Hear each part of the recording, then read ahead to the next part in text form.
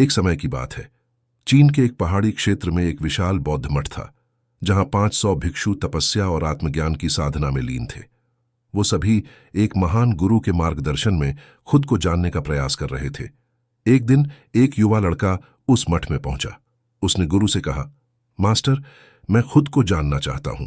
मैं जानना चाहता हूं कि सत्य क्या है। कृपया मुझे मार्ग दिखाइए। गुरु ने गहराई से उसकी आंखों में देखा और बोले, सत्य जानना सरल नहीं है। इसके लिए तुम्हें अपना पूरा जीवन दांव पर लगाना होगा। हो सकता है कि सारी उम्र बीत जाए और फिर भी सत्य का दर्शन न हो। क्या तुम इसके लिए तैयार हो? लड़के ने बिना हिचकिचाए कहा, मास्टर, मैं पीछे मुड़ने नहीं आया हूं। मैं तैयार हूं। गुरु ने मुस्कुराते हुए कहा, तो फिर इस मठ में 500 भिक्षुओं के लिए चावल कूटो। सुबह से रात तक चावल कूटते रहो। जब थक जाओ तो वहीं सो जाओ। अगली सुबह उठो और फिर चावल कूटो। किसी से बात मत करो, मुझसे भी नहीं। जब समय आएगा मैं खुद तुम्हारे पास आऊंगा। उसने न कोई सवाल किया, न कोई शिकायत। उसने उसी क्षण से चावल कूटना शुरू कर दिया। दिन बीतते गए, महीने बीते, साल गुजरते गए। उस मठ में 500 शिष्य थे। उन सभी को समय समय पर भोजन की आवश्यकता पड़ती थी, इसलिए वो सुबह बहुत जल्दी उठ जाता था और देर रात तक चावल कूटता रहता था। जब वो थक जाता तो उसी कमरे में सो जाता जहां वो चावल कूटता था।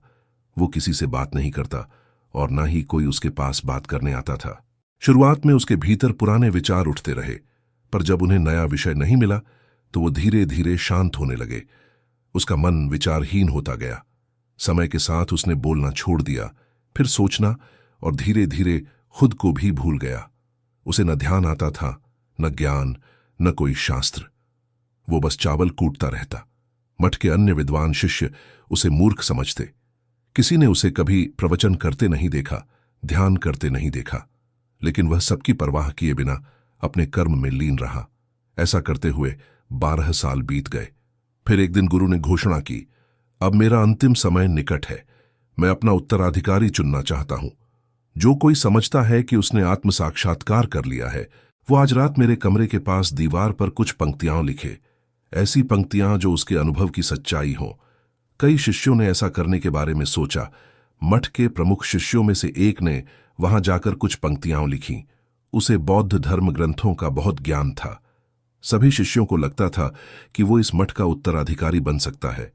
उसने लिखा, मन एक दर्पण है जिस पर विचारों की धूल जम जाती है। इस धूल को हटाने के लिए ही ध्यान है।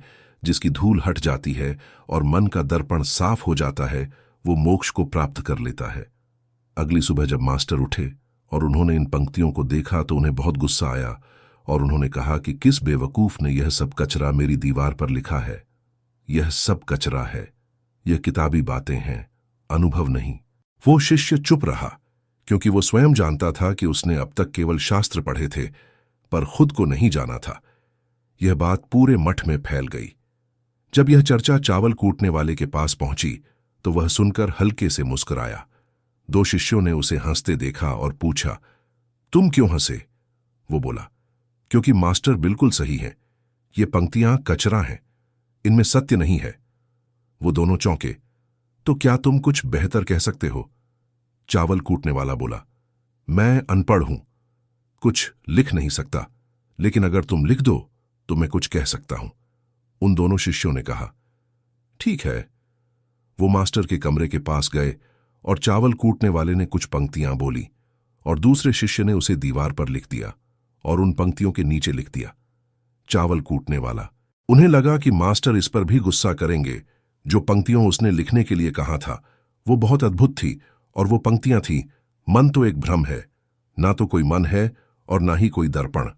जब मन ही नहीं तो धूल कहां टिकेगी? जो यह जान गया वही सत्य को जान गया। गुरु ने वह पंक्तियां पढ़ीं और रात को चुपचाप वे सीधे उस चावल कूटने वाले के पास पहुंचे जो गहरी नींद में था। गुरु ने उसे जगाया और कहा, यह लो मेरी छड़ी और वस्त्र, आज से तुम मेरे उत्तराधिकारी हो। लेकिन अभी इस मठ को छोड़ दो। यहां के विद्वान तुम्हें स्वीकार नहीं करेंगे। तुम्हारा ज्ञान असली है और असली चीजों से लोग डरते हैं। क्योंकि इस मठ में बहुत सारे विद्वान हैं जो खुद को तुमसे श्रेष्ठ मानते हैं। वो तुम्हें मार देंगे, क्योंकि वो इस बात को बर्दाश्त नहीं कर सकते कि एक साधारण सा चावल कूटने वाला उनसे ज्यादा विद्वान निकला। तुम्हें वो सारा ज्ञान हो गया है जो मुझे है, और तुम्हें यह केवल चावल कूटते कूटते हुए हैं। और मुझे पता है कि तुम जहां भी जाओगे लोग तुम्हारे पास आने लगेंगे, क्योंकि जब कोई फूल खिलता है तो उसकी महक हर तरफ फैलने लगती है। उसने अपने गुरु के पैर छुए और रात को ही मठ से चला गया। आज हम भी यही भूल कर रहे हैं। हम सोचते हैं कि ध्यान मतलब बैठकर आंखें बंद करना है, लेकिन सच्चा ध्यान वो है जब आप जो कर रहे हो उसमें पूरी तरह लीन हो जाएं, जब आपका काम ही पूजा बन जाए। बिल्कुल उस चावल पीसने वाले की तरह जो चावल कूटने में इतना मग्न हो गया कि उसे खुद का कुछ ख्याल ही नहीं रहा। चावल कूटते हुए ही उसने आत्म साक्षात्कार प्राप्त कर लिया। इसी तरह जैन का अर्थ है हर समय वर्तमान में रहना और कुछ नहीं सोचना, क्योंकि मन तब तक ही है जब तक विचार है। जब विचार नहीं रहेंगे तो मन भी गायब हो जाएगा, और जब मन ही नहीं रहेगा तभी केवल तुम अपने आप को अच्छे से जान पाओगे। इसीलिए खुद को जानने के लिए साधना की जरूरत नहीं है। बस अपने कर्म को इस तरह करो कि उसमें खुद को खो दो। वही ध्यान है, वही आत्म साक्षात्कार की राह है। धन्यवाद।